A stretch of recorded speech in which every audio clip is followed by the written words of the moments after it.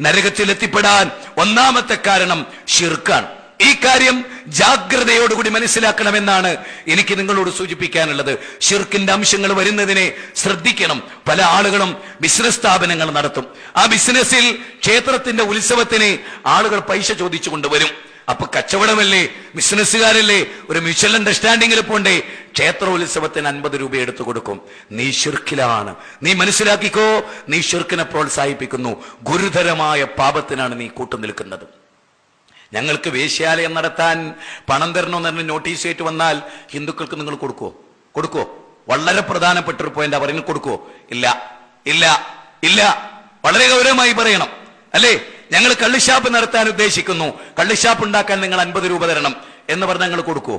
അതിനേക്കാൾ ഗുരുതരമല്ലേ ക്ഷേത്രത്തിന് കൊടുക്കുന്നത്? അല്ലേ അല്ലേ അല്ലേ? പക്ഷേ കള്ള് ഷാപ്പ് ഉണ്ടാക്കാനാന്ന് പറഞ്ഞാൽ നമുക്ക് ദേഷ്യം പിടിക്കൂ.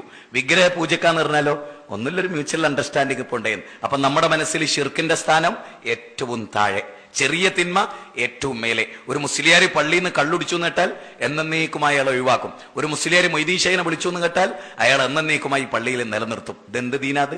ഏതാ ഈ ദീന്? ഏതാ ദീന്? അള്ളാഹു ഏറ്റവും വെറുക്കുന്ന ഷിർക്ക് മുസ്ലിയാരി ചെയ്തു എന്നാണ് ഒരു പ്രശ്നമില്ല അല്ലേ. അതിന്റെ താഴെയുള്ള ഒരു തെറ്റ് ചെയ്താലോ, വ്യഭിചരിച്ചു എന്ന് പറഞ്ഞാലോ ഭയങ്കര വിവാദമായി പോയി, വമ്പിച്ച പ്രശ്നമായി പോയി. ഓനെ ദുനിയാവിൽ ഒരു കൊമ്പത്തും ജീവിക്കാൻ അനുവദിക്കൂല.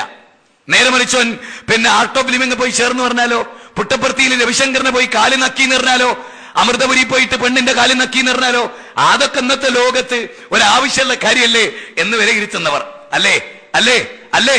അപ്പൊ ഷിർക്കിന് ഒരു ഗൗരവവും ഇല്ല. അങ്ങനെ ഇന്നത്തെ മുസ്ലിം ഉമ്മത്ത്, ഇന്നത്തെ നമ്മളിൽ പോലും പലരും അങ്ങനത്തെ ഒരു അവസ്ഥയിൽ എത്തിപ്പെട്ടിട്ടുണ്ട് അല്ലേ. വളരെ ജാഗ്രതയോടുകൂടി ഈ കാര്യം നിങ്ങൾ ഗൗരവമായി കാണണമെന്ന് ഓർമ്മപ്പെടുത്തുകയാണ്.